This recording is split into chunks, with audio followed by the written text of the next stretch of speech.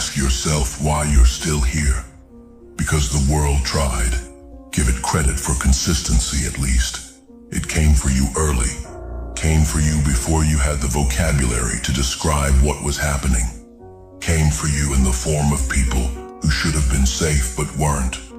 Came for you in kitchens and classrooms and quiet cars, where the silence between you and someone who was supposed to love you was so thick you could chew on it. It came for you young, and it never really stopped. Loss showed up so often it stopped knocking. Just walked in, sat down, helped itself to whatever was left. You'd wake up and something else would be missing. A person, a plan, a version of the future you'd been holding together with tape and prayers. Gone. No explanation, no forwarding address. Just the empty space, and you standing in it, trying to remember what used to be there. And then there were the nights. You know which ones. The ones where tired wasn't physical anymore, where tired lived in your marrow, where you sat on the edge of something, a bed, a bridge, a decision, and the only voice still talking was the one that said, "This can stop. You can make this stop." But you didn't, and you couldn't explain why. That's the part nobody understands. Something pulled you back. Not hope. Hope was face down in the mud by then. Not strength. Strength had clocked out hours ago. Something else. Something without a name. Something that grabbed you by the collar right at the line and said, "Not yet. Not you. Not tonight." Refusing to let you die. Not a miracle. Not a choir of angels. Not a warm light and a gentle voice. Just a hand in the dark that wouldn't let go of a man who had already let go of himself. Unglamorous. Unseen. The kind of rescue that doesn't make it into paintings or scripture because it happened in the world sent everything it had. Betrayal. Poverty. Loneliness so sharp it felt surgical. People who said "I love you" and meant "I love what you do for me." Jobs that used your spine as a ladder and thanked you by replacing you on a Tuesday. Friendships that expired the second you stopped being useful. Family that carried your blood but not your back. All of it. Wave after wave, year after year. The kind of sustained attack that doesn't just break men, it erases them. Makes them disappear from their own reflection. You should have been erased. You should be a cautionary tale. A name people mention with a slow head shake and a "that's so sad." A gravestone with dates too close together. A ghost someone feels guilty about not calling back. That's where the math pointed. Every single variable in your life was stacked toward an ending that didn't include tomorrow. But God is not a mathematician. He's a father who made a choice about you before you were born. Before the first wound.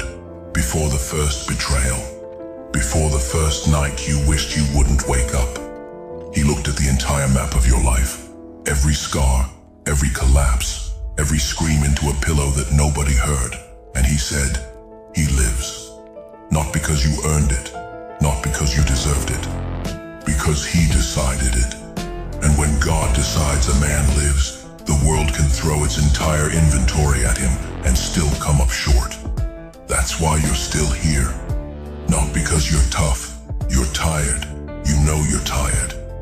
The tough thing is a mask you wear because people can't handle the truth, which is that most mornings you wake up surprised. Surprised you're still in this. Still doing this.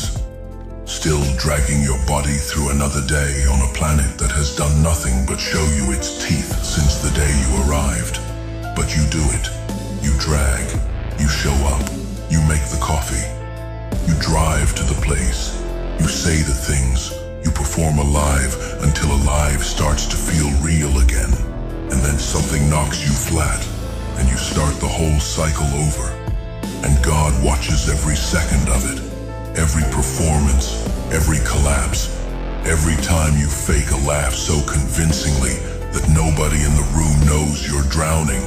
He sees it, and he doesn't fix it. That's the part that makes you furious. He doesn't make it easier. He doesn't remove the people who keep cutting you.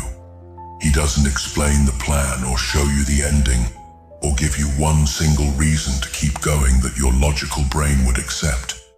He just keeps you alive, stubbornly, infuriatingly, relentlessly alive.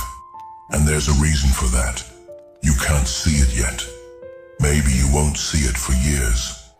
But there is someone out there right now, tonight, this exact minute, who is going to need the testimony of a man who should have died and didn't. Not the polished version. Not the Sunday morning edit with the soft music and the happy ending. The real version. The ugly version. The version where you were on the floor, and the floor was the only friend that didn't leave. That's the story that's going to save someone's life. And God kept you breathing specifically so you could tell it. You are not alive by accident. You are alive by divine stubbornness. By a God who looked at the world every single time it tried to end you and said, no, that one's mine. I'm not done with him. You don't get to have him. So the next time the dark gets loud, and it will, because it always does, remember this. You have survived 100% of your worst days. Every single one that was supposed to be your last wasn't. And the reason it wasn't is above your pay grade. You don't need to understand it. You just need to keep standing up, keep dragging, keep performing alive until it becomes real again. Because God refused to let you die, and he's not about to start now.